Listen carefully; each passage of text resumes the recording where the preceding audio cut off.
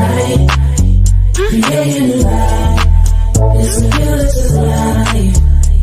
With Coach Mike, he'll get you right. Creating a life.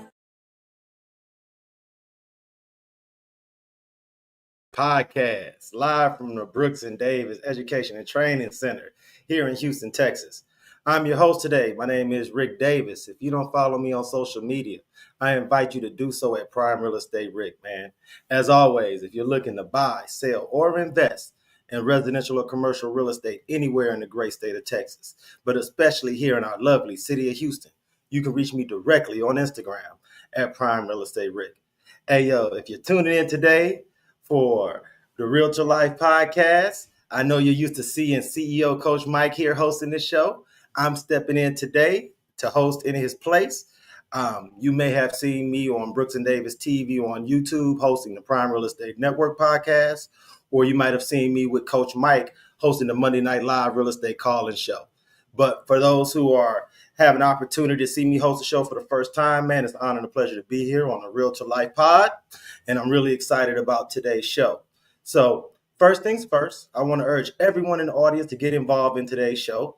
If you're checking us out live on Facebook or YouTube, get into the comments section. You can leave myself or today's guest a relevant question. And you never know, we may have an opportunity to get your question answered on today's show. I want to take a little time now to introduce our guest this week on the Realtor Life Pod. This lady is one of the foremost insurance experts. She's not only a leader in the space, she's a mentor and also a professional entrepreneur and business builder. I want to thank her so much for sitting in on the Realtor Life podcast.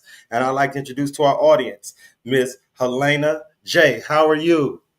I am amazing. How are you doing? Thank you so much for sitting in, man. I love it. We had a really great conversation before we went live, man. And I just want to keep that same energy because there's so many things about you, your business, your brand that I like to touch on during this interview for our audience. So I don't want to waste any time. But first things first.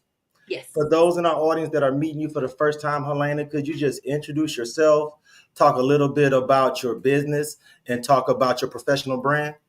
Absolutely. So yes, my name is Helena J, guys, and it is an honor and pleasure also to be here today. I am a teacher by trade, and about 13 years ago, I took my gifts from God to the space of financial services.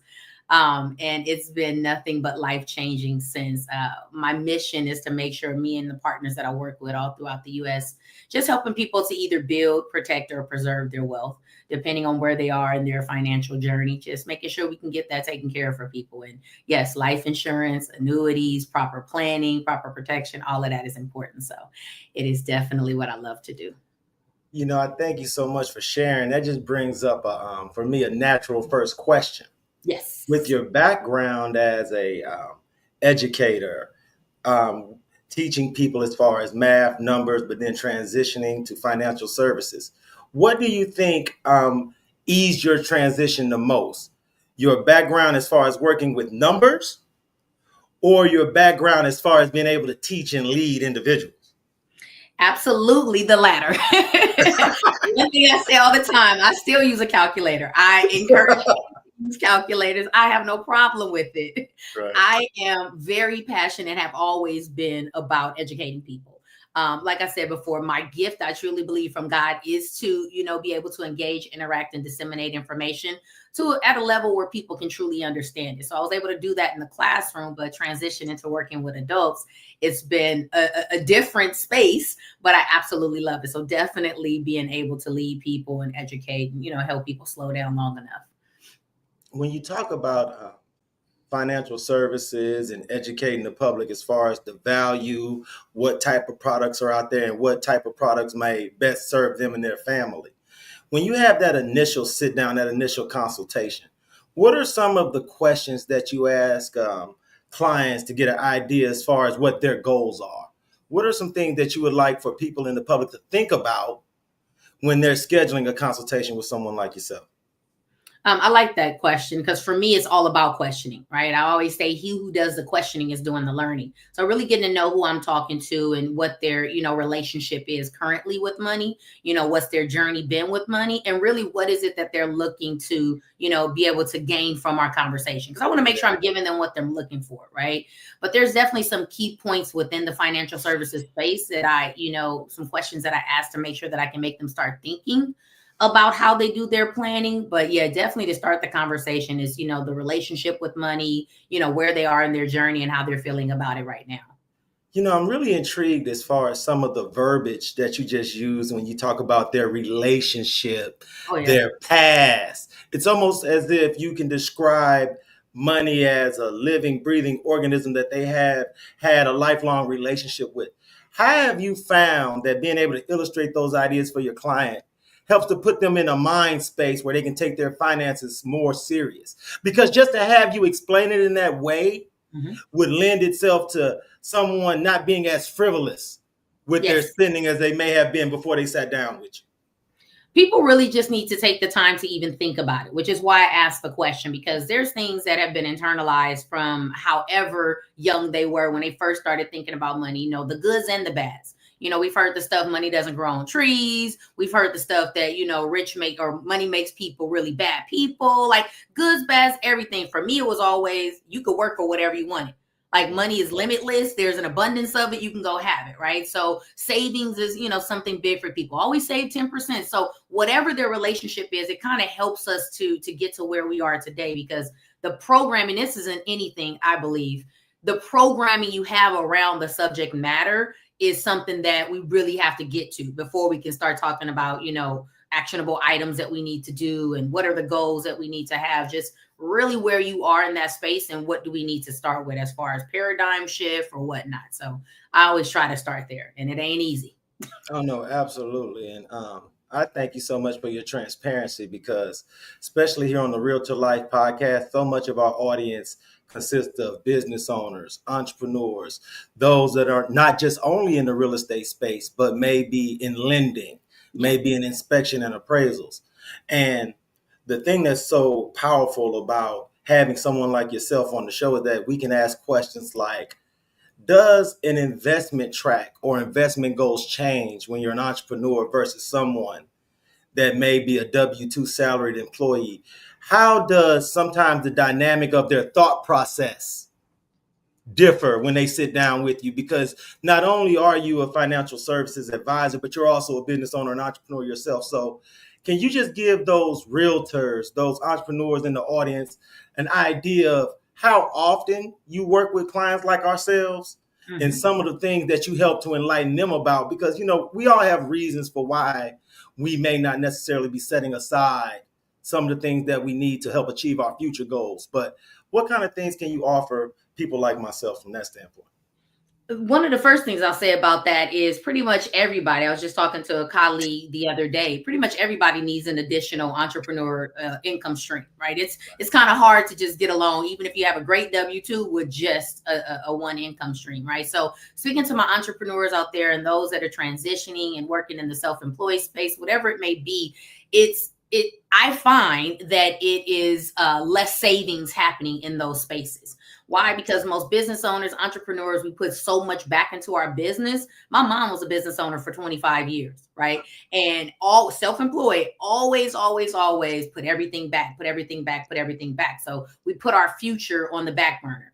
And so one of the things that I do when I sit down with my clients is a personal financial checkup. We really just have to get a reality check of where we are and really talk about the goals that we're, looking to achieve, whether it's a short term, whether it's a long term, right? I always, when it comes to money, we got to think about short, long, and debt.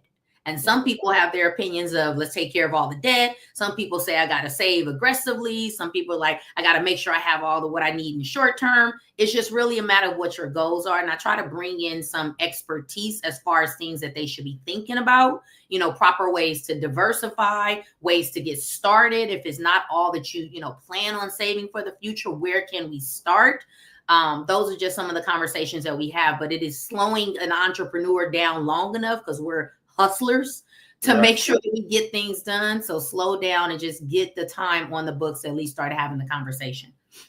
You know, especially, and I wanted to talk to you a little bit about some of the messaging that we may have seen online in the social media space, because it's amazing how the algorithm can almost turn anyone's cell phone into an echo chamber where you only hear certain messages over and over and over. And as I did some research into not only you, but your brand, one of the things that happened in the past week is that I started miraculously getting a lot more videos about investments, savings, life insurance, that type of thing. And it just took me back to when I was a younger investor and I was new in the entrepreneurial space. And I had someone like you talk about future savings and future plans. One of the things that resonated with me when I was a lot younger was how you could use life insurance. Even if you may not necessarily be able to save as much, to your earlier point, investing in life insurance and making sure that you're taken care of, your family's taken care of, is something that is really, really affordable, especially when you're educated as far as the different types of products. So could you just talk about how the insurance space is from that standpoint, some of the products that are out there that people should be taking advantage of? Absolutely. So life insurance only has two products, right? The industry itself, and that's life insurance and that's an annuity, right? That's it. That's all. It can be designed a million different ways. There's 700 plus companies, I think, that sell life insurance. So it's just a matter of what your goals are for yourself. But one thing I'll tell everybody, I don't care what your financial portfolio looks like. My belief, and it is why I'm in the industry, my personal belief is the base needs to be protection. Until you have built all the wealth that you plan on building for yourself and for your family, you need to have enough coverage in place in case you pass away prematurely. That's part of it. So if you have mortgages, if you have young children, if you have an income that someone depends on, if you have debt, those things need to be covered in life insurance, and it needs to be your own personal one, not just attached to a job. That's the basis of making sure protection is in place. But what has advanced throughout my time in the industry, I start my 14th year in July, actually. And what's advanced a ton is the access to that death benefit in the event that you get sick. So for me, the number one reason I believe everyone needs a life insurance policy is because we've all known someone or have personally been stricken from a critical illness. Cancer, survived. Heart attacks, survived. Strokes, survived. And if you have the right kind of policy, you can get up to $1 million per policy for you if you ever get sick. Not to leave behind, because that's what most people just think. Oh, it's for my, relatives. No, I'm single. I ain't got no kids. I got $6 million in coverage. So it's obviously a lot more behind life insurance, but that to me is the basis of all protection. While you're building your wealth, while your investments are doing what they need to do, you don't want to leave your family in the event that you get sick, right? Because health insurance don't cover that mortgage. Health insurance does not pay the kids' tuition. So that kind of protection to me is the most important. And then if you're talking about like the investment side of things, legally, life insurance is not an investment. Okay. It's a way to, if you use the permanent policies, to accumulate cash, get compound interest. And here's the magnificent part, in my opinion. This part is not my opinion. This is fact. The only vehicle in which you can get uninterrupted compound interest is from life insurance. Meaning, when you go to use the cash out of life insurance, maybe you want to purchase some property, which I've had friends do. Maybe you want to pay off a car, which I personally just recently done. You can use the money outside of your life insurance policy, inside of your life insurance policy, and as if it never left the policy, is still accumulating interest. There's no other vehicle that does that. So depending on how you set your future up, depending on how you fund it, that matters. It gives you opportunity to grow money while using that money. All right. So it's really a magnificent thing, which I knew nothing about because we don't teach it. I taught math. We don't teach anything about finances in math, and I taught high school and college. So, just get the information and do what you choose. And this is, and I know you've been so factual, but I wanted to ask, and this is more of an opinion-based question. What is it that you feel like has delayed that message getting out about some of the changes as far as life insurance is concerned, as far as a living benefit? Because since the beginning of time, they've always talked about the death benefit, of course, like I mentioned, doing my research into you and your brand, I learned a lot of these things that you're talking about. But why is it that information is so slow to be matriculated out to the public?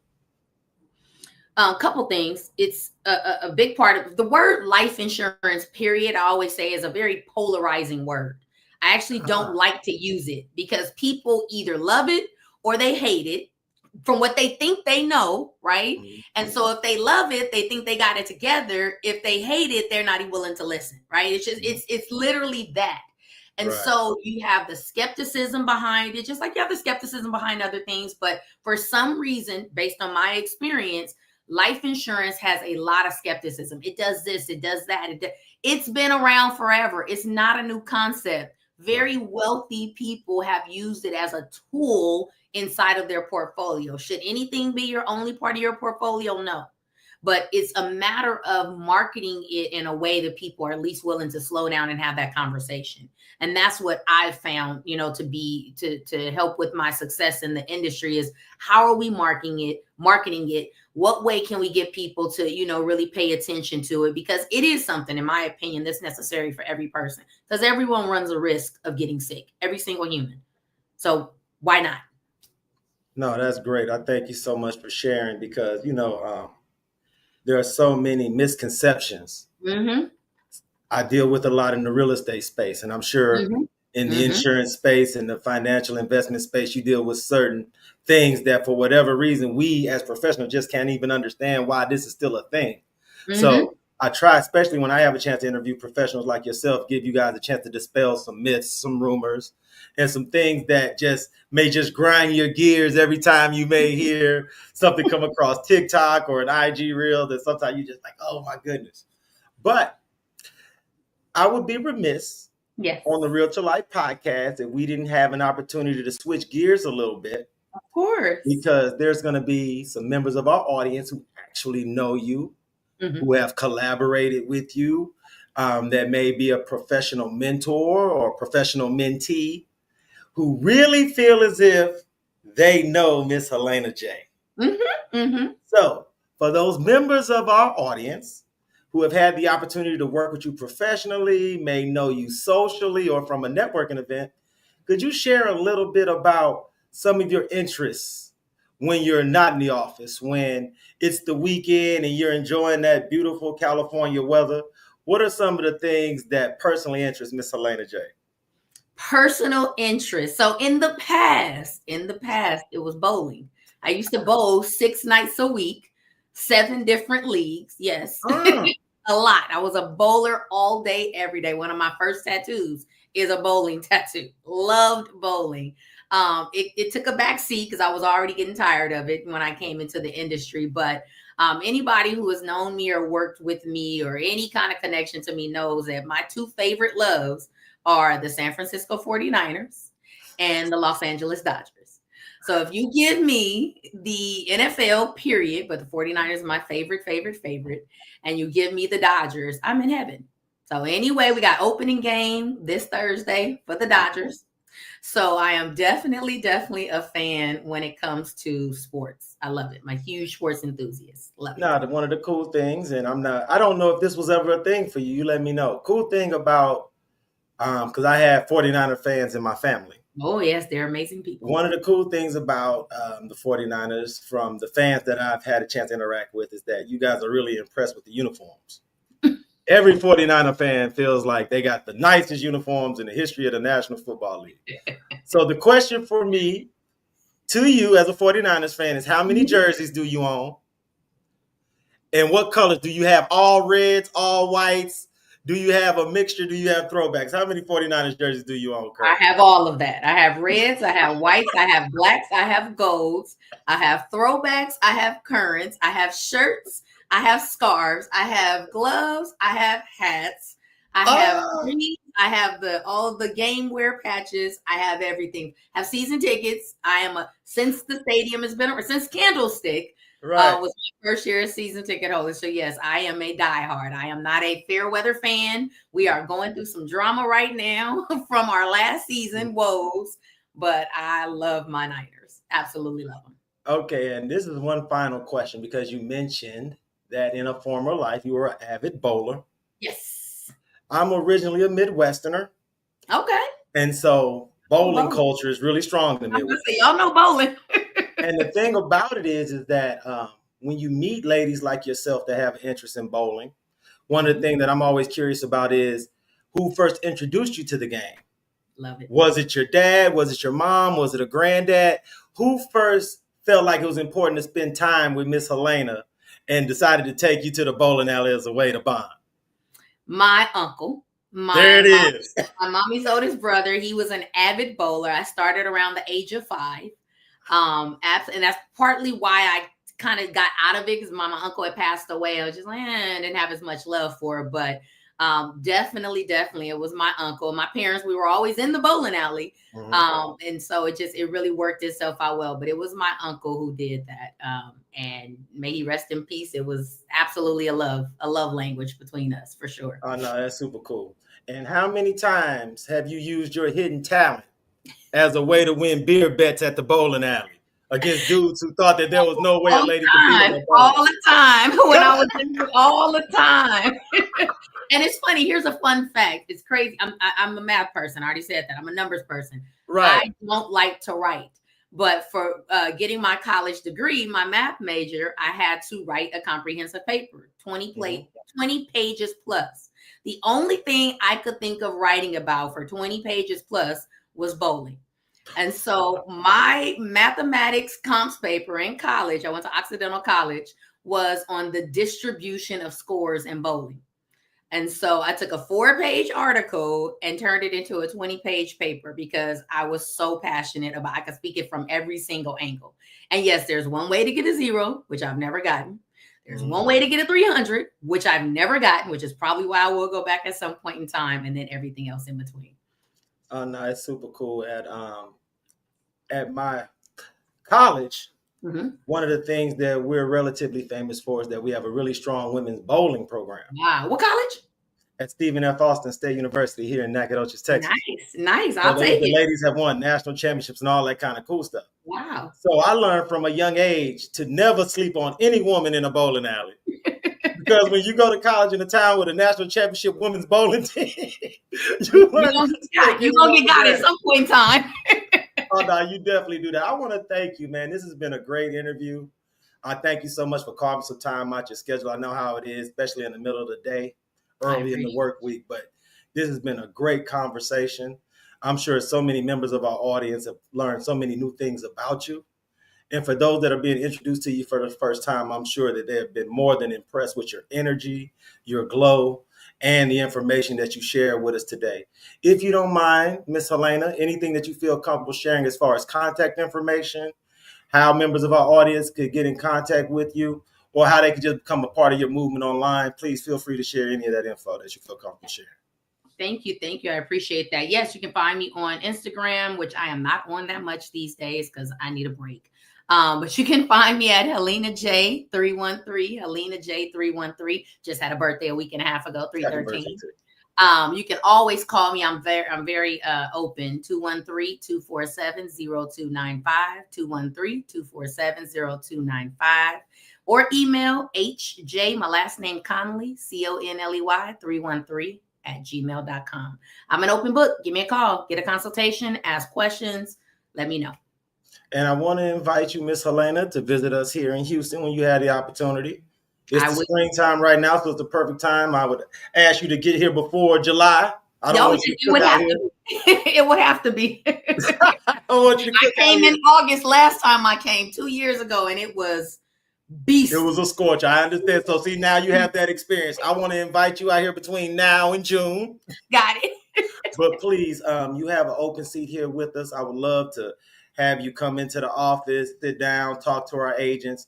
Or if you ever had an event or you wanted to share that information, you always have a seat here with us on the Realtor Life podcast. I want to thank you so much, Queen, for your time. You've been more than gracious. And I look forward to speaking with you again in the future. Absolutely. You'll see me soon. Thank you. Have a great day. Appreciate it a lot. Bye-bye. And there it is, man. Another great interview. I urge everyone in the audience, tap in with Miss Helena J. I want to give a huge shout out to our super producer, Jay Joseph, behind the scenes, bringing this show to you again every week. Big, huge shout out to CEO Coach Mike for allowing me to sit in on his platform. I want to thank everyone in the audience for tuning in this week to the Realtor Life podcast. I want to urge everyone to check me out this Thursday at noon Central Time on the Prime Real Estate Network live, along with the Texas Real Estate King, Mr. Larry W. Brooks. Until this Thursday, I want to thank everyone in the audience for tuning in. And until then, please be safe and be blessed. Hey there, if you're in the midst of a real estate journey, whether you're buying, selling, getting licensed, or already licensed, this video is just for you. I've got some outstanding news to share, so stick around. Considering buying a home? We're here to help.